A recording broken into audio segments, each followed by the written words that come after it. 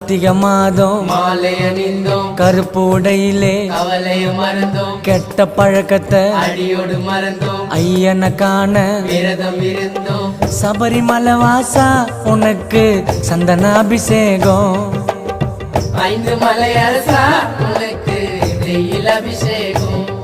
எங்க உள்ளமே உருகுதையா உன் பூமுகம் கண்டதுமே, மன கஷ்டங்கள் தீர்ந்ததையா உன் சரணத்தை சொன்னதுமே, என் நோய் நொடி பறந்ததையா பம்பை நதியினில் குளிச்சதுமே, என் கண்களும் கலங்குதையா உன் அழகிய திருவடியில்.